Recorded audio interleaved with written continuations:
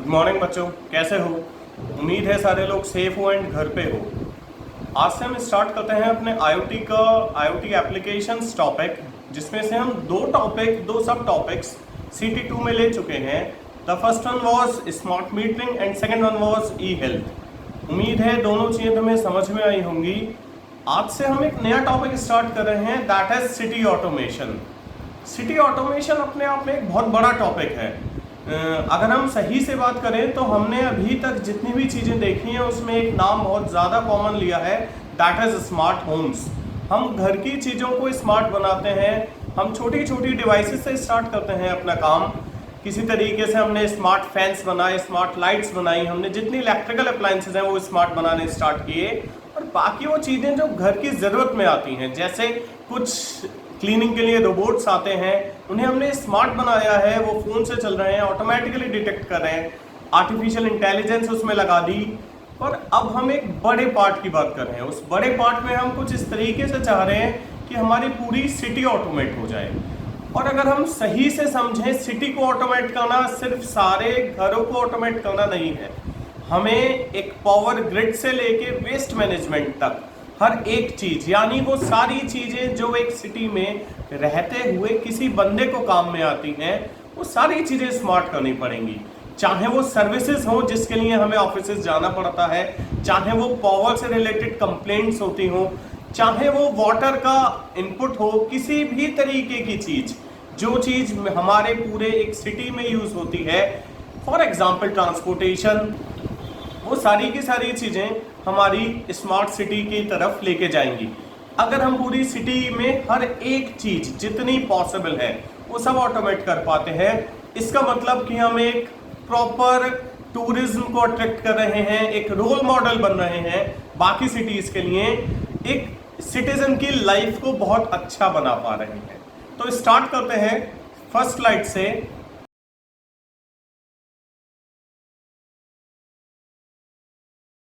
City automation. तो city automation की जब हम बात करेंगे तो सबसे पहली सर्विस हमारे पास आती है ई सर्विसेज।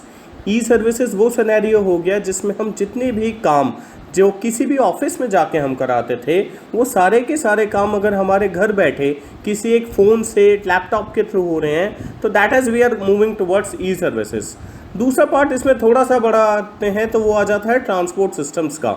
राइट नाउ अगर हम किसी भी लेवल के ट्रांसपोर्ट की बात करें, चाहे सामान है, चाहे कोई कन्वेंस है, किसी भी तरीके की चीज़ें, वो सारी चीज़ें अगर हमें पता है कि कब है, कितनी देरी में आ रही हैं, हमारी कोई भी एक पर्टिकुलर चीज़ जो किसी एक ट्रांसपोर्ट से आ रही है वो कहाँ पे है, अगर हमें फॉर एग्जांपल ट्रेन से किसी भी चीज़ से जाना है तो हम ये पता कर सकते हैं कि वो बस है, वो ट्रेन कितनी दूरी पे है। वो सारी चीज़ें अगर हमें पता हो तो हम प्रॉपर अपने टाइम को सेव कर पाएंगे। थोड़ा सा आगे चले तो इसको और बेटर बनाने के लिए हम स्मार्ट ट्रैफिक मैनेजमेंट यूज़ कर सकते हैं, ताकि किसी भी जगह अगर ट्रैफिक हो रहा है, ट्रैफिक जैम है, तो हमें पता चल जाएगा, हम अपने आप एक अल्टरनेट रूट फाइंड आउट कर सकते हैं, उस रूट के थ्रू हम अपना टाइम बचा सकते हैं। चौथी चीज़ इसमें आ जाती है हेल्थ कार्ड्स। इसके थ्रू अगर हमें किसी भी जगह हेल्थ में कहीं भी कोई एक प्रॉब्लम आ रही है, कोई इमरजेंसी है, तो उस इमरजेंसी के केस में हम एकदम से अपनी मेडिकल एड ले सकते हैं। नेक्स्ट हम वाटर लेवल मॉनिटरिंग को यूज़ कर सकते हैं। फॉर एग्जांपल सिटी में किसी भी टाइम पानी की कमी भी ना हो और कोई भी पानी वेस्ट ना हो, जहाँ जितने वाटर की रिक्वायरमेंट है वहाँ पे उतना वाटर पहुँच जाए और कोई वेस्टेज ना हो पाए। तो ये सारी चीज़ें अगर हम बात करेंगे पॉसिबल तभी हैं जब हम IoT यूज़ करेंगे। डेफिनेट सी बात है, इंटरनेट के थ्रू काम करना है तो क्लाउड सर्विसेज यूज़ करनी पड़ेंगी। हर बंदे के पास कुछ कंस्ट्रेंट्स हैं कि स्मार्ट डिवाइसेस होनी चाहिए, पर आज की तारीख में मेजॉरिटी पब्लिक के पास स्मार्ट डिवाइसेस हैं, और बाकी हमें बहुत सारे RFID सेंसर्स, एक्चुएटर्स, बहुत चीज़ों को यूज़ करना पड़ेगा। So definitely we have understood that IoT applications are used for better governance and improved life for citizens. अब अगर हम टेक्नोलॉजी की बात करें तो द फर्स्ट थिंग इज कि we are collecting a lot of data, और जो इन्फॉर्मेशन हम कलेक्ट करते हैं that is used for finding results. ये जो रिजल्ट्स हैं they can be used in different functionality, जैसे कि जिस टाइम पे पानी ख़त्म होने वाला है, सेंसर ने इन्फॉर्मेशन दे दी, हमने उस जगह पे जो भी पर्टिकुलर पंप है उसे ऑन करा दिया। जितने भी हमारे वेस्ट कलेक्शन बिन्स हैं वो सारे बिन्स में सेंसर्स हो सकते हैं। जैसे ही एक पर्टिकुलर एरिया में 2 या 3 बिन्स फिल हो गए तो उस केस में हम वहाँ पे एकदम से ही गार्बेज कलेक्शन व्हीकल को बुला सकते हैं। इन टोटल हम ये कह सकते हैं कि हमें सिटी ऑटोमेशन के लिए कई सारे फीचर्स को इंटीग्रेट करना पड़ेगा, जैसे कि गवर्नमेंट फीचर्स हो गई, स्कूल्स हो गए, एजुकेशन हो गई, hospitals, tourism, infrastructure, energy, law enforcement, resource, business, सारी की सारी चीज़ों को हमें कहीं ना कहीं स्मार्ट बनाना पड़ेगा। और ये सारी चीज़ें होनी IoT से ही हैं। अभी तक हमने IoT को थोड़ा एक स्मॉल लेवल पे रखा, जैसे स्मार्ट होम्स बनाए। थोड़ा लार्ज स्केल की बात करें तो हमने इंडस्ट्रीज़ को ऑटोमेट किया, पर अब हम इससे और बड़ा कर रहे हैं। हम पूरे एक सिटी को स्मार्ट बनाना चाह रहे हैं, एक सिटी जिसमें मैन्युफैक्चरिंग प्लांट्स भी हैं, प्रोडक्शन साइट्स भी हैं, एक ऐसा एरिया जिसमें हर चीज़ अवेलेबल है जो एक सिटी में होती है। गवर्नमेंट्स इस पे बहुत ज़्यादा ध्यान दे रही हैं कि हम किसी तरीके से स्मार्ट सिटी के प्रोजेक्ट पे काम कर पाएँ। ना smart city can have some goals, that is short term goals and long term goals, और ये बहुत ज़्यादा टाइम लेने वाला है इसे इम्प्लीमेंट करने के लिए, क्योंकि इतना आसान नहीं है एक पूरी सिटी को स्मार्ट बनाना। तो सबसे पहले हमें अपने टास्क को डिफरेंट सेक्टर्स में डिवाइड करना पड़ेगा। Maybe some economic sectors, physical, social, infrastructures, हमें किस किस सेक्टर में कितना काम करना है, किसको कितनी प्रायोरिटी देनी है, ये पहले जज करना पड़ेगा। स्मार्ट सिटी का मतलब ये नहीं है कि सिर्फ रेसिडेंट्स के लिए बहुत अच्छी हो जाएगी, बट अगर हम एक बड़े लेवल पे देखें तो ये बहुत सारे टूरिस्ट को अट्रैक्ट करेगी, हमारे सिटी में बिजनेस बढ़ जाएंगे, लोगों की ईज ऑफ लिविंग काफ़ी ज़्यादा अच्छी हो जाएगी, एक ग्लोबल स्केल पे इसका इम्पैक्ट पड़ेगा। तो इसलिए हमें हर एक चीज़ को प्रॉपर प्लान करके फिर बनाना पड़ता है। Now starting with the features of smart city, the first feature is smart services. इसमें पहला कंसेप्ट तो हमारा ई सर्विसेज कहा जाता है। वो सारी सर्विसेज जो हम किसी भी ऑफिस में जाके अवेल कर सकते थे, वो सारी चीज़ें हमें घर बैठे मिलनी चाहिए। साथ के साथ जो इमरजेंसी सर्विसेज जिन्हें हमें मैनुअली कॉल करना पड़ता था, वो सारी सर्विसेज ऑटोमेटिकली हम अवेल कर पाएँ। जैसे कि आज भी एक नॉर्मल एक सिटी में अगर कहीं भी हमें फायर ब्रिगेड की रिक्वायरमेंट है, कोई एम्बुलेंस की रिक्वायरमेंट है, तो हम मैनुअली फ़ोन करके उसे बुलाते हैं। We are having some numbers जिस पे कॉल करें तो वो सर्विसेज हम अवेल कर सकते हैं। लेकिन एक अच्छी स्मार्ट सिटी की अगर हम बात करें तो इसमें सारी चीज़ें ऑटोमेटिक होनी चाहिए। अगर कहीं एक्सीडेंट हुआ है तो we should have CCTV cameras जो इस चीज़ को रोड पे जज करेंगे कि देयर इज़ अ एक्सीडेंट, और हमारी इमरजेंसी सर्विसेज वहाँ पे एकदम से पहुँचेंगी। अगर किसी एक जगह पे ज़्यादा क्राउड है तो लॉ इन्फोर्समेंट एजेंसीज़ को वहाँ पे अपने आप पहुँचना चाहिए। In case of fire accidents कुछ सेंसर्स होने चाहिए जो एकदम से बता दें कि इस पर्टिकुलर अपार्टमेंट में, इस पर्टिकुलर फ्लैट में फायर डैमेज हो रहा है, तो हमारी फायर ब्रिगेड्स वहाँ पे अपने आप पहुँचें। और ये सारा का सारा कम्युनिकेशन ओवर द क्लाउड होगा, सेंसर्स यूज़ कर रहे होंगे और रन टाइम पे सारी चीज़ें होंगी।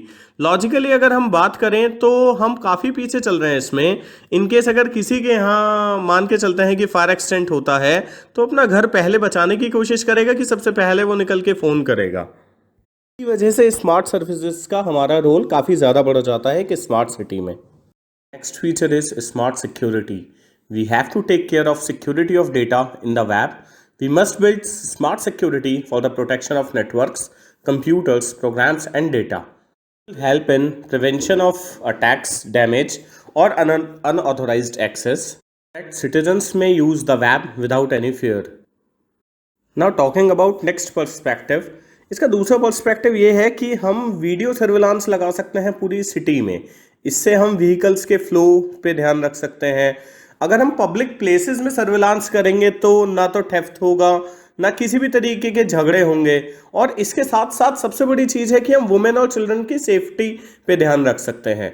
In case of any attempt of breach in security, law enforcement agency एकदम से अपने टाइम पे किसी भी जगह पे पहुंच सकते हैं। नेक्स्ट फीचर आता है आपका स्मार्ट इंफ्रास्ट्रक्चर। इसमें दो मेजर कंसर्न हैं। The first one is transportation, second one is traffic management. In talking about transportation, अगर हम सारे ही पब्लिक ट्रांसपोर्ट जैसे कि ट्रेन्स, बस, व्हीकल्स, कार्स, इन सारी चीज़ों को जस्ट लाइक कैब्स, इन सारी चीज़ों को स्मार्ट बनाते हैं, ऑनलाइन बनाते हैं, तो हमें हर एक की रनिंग पोजीशन पता होगी और इसके बहुत सारे बेनिफिट्स हो सकते हैं। फॉर एग्जाम्पल, स्लाइड में ही आप देखो एक एग्जाम्पल दे रखा है, when a train arrives we can have a bus ready तो जैसे ही अगर कोई एक पर्टिकुलर टाइम पे ट्रेन आई है और बाहर ही बस खड़ी है, तो किसी भी बंदे को बस के लिए वेट नहीं करना पड़ेगा। इससे दो चीज़ें हमारी बेटर हो सकती हैं, एक तो क्राउड बहुत ज़्यादा नहीं रहेगा और दूसरी चीज़ है टाइम सेव होगा। इसके साथ साथ अगर हम बात करते हैं ट्रैफिक मैनेजमेंट की, तो we can have wireless parking solutions. हम अलग अलग जगह पे हमें पता चल जाएगा कि कहाँ पे पार्किंग स्पेस अवेलेबल है, हम इजीली वहाँ पार्क कर सकते हैं। थोड़ा और बेटर बनाने के लिए एक एग्जांपल देता हूँ। फ्लैट्स के नीचे आमतौर पे पार्किंग होती है। अगर कुछ बंदे हैं जो कि 9 to 5 की जॉब पे जाते हैं, उतनी देर वो पार्किंग स्पेस फ्री रहता है। We can utilize that space. अगर कोई बंदा 2 या 3 घंटे के लिए पार्किंग चाह रहा है, हम फ्लैट्स में भी पार्किंग दे सकते हैं। बट ये सारी चीज़ें तभी हो सकती हैं जब हर जगह सेंसर्स हों और हम ये पता कर पाएँ कि किस जगह पे नियर बाय एक पार्किंग स्पेस खाली है। इसके अलावा हम लोग देखते हैं we are having concepts of car sharing by Ola and Uber. ये भी एक अच्छा कंसेप्ट है जिसमें हम इनफैक्ट फ्यूल भी बचाते हैं, टाइम भी बचाते हैं और इन शॉर्ट अर्थ को भी बचा रहे हैं।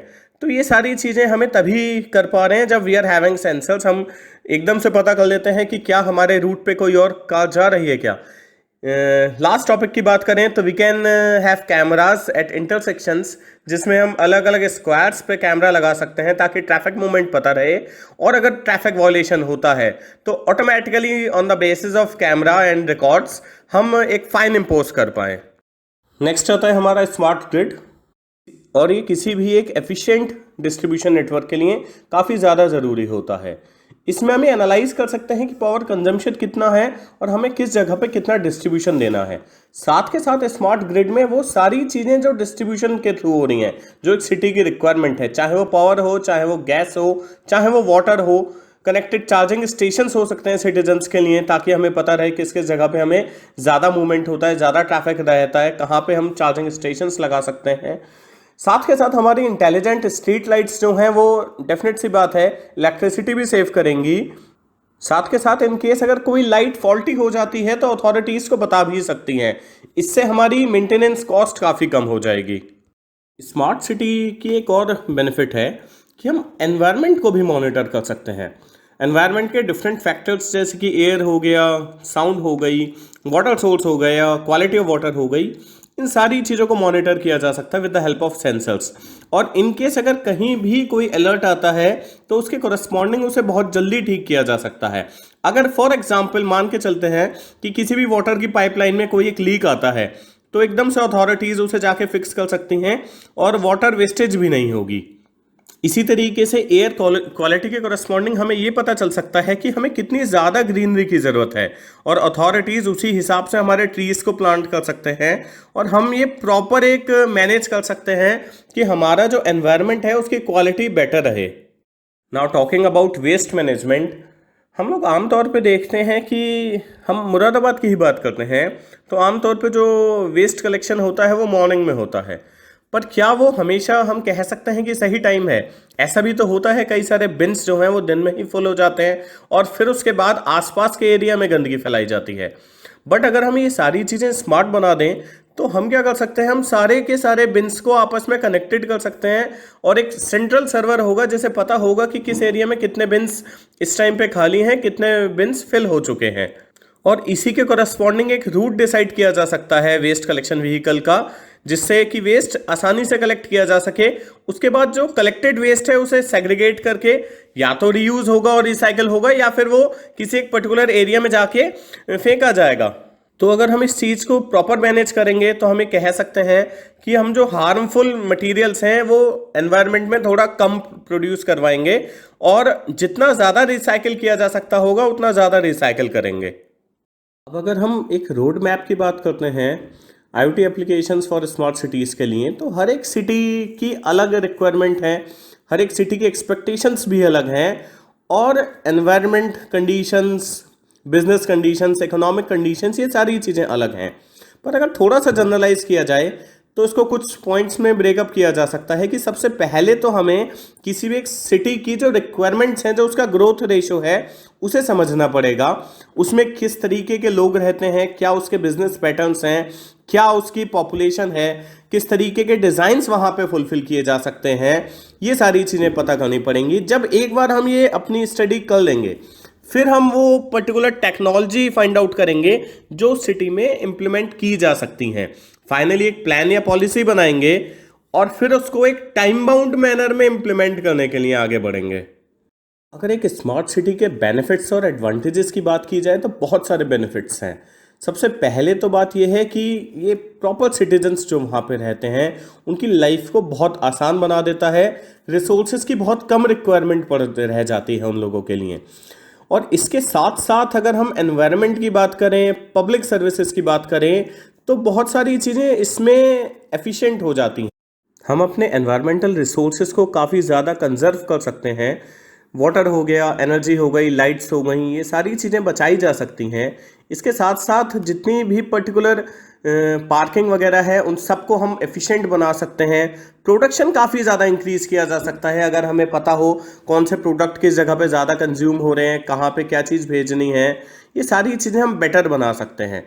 और जिस तरीके से हम सारी चीज़ें ऑनलाइन कर रहे हैं, चाहे वो मोबाइल पेमेंट्स हो, चाहे वो इलेक्ट्रिसिटी पेमेंट्स हो, चाहे वो आपका पब्लिक ट्रांसपोर्ट हो, ये सारी चीज़ें अगर स्मार्ट बनाई जाएंगी तो हम टाइम को बहुत ज़्यादा बचा सकते हैं और इन ऑल कहें तो ह्यूमन लाइफ को बेटर बना रहे हैं।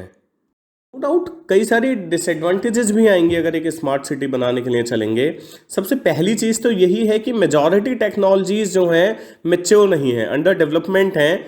और इन केस अगर हम कह लेते हैं कि कॉस्टली भी है और पैसे हैं भी हमारे पास, तो भी वो उतनी ज़्यादा एफिशिएंट नहीं है कि हम प्रॉपरली रिलाय उनके ऊपर कर पाएँ।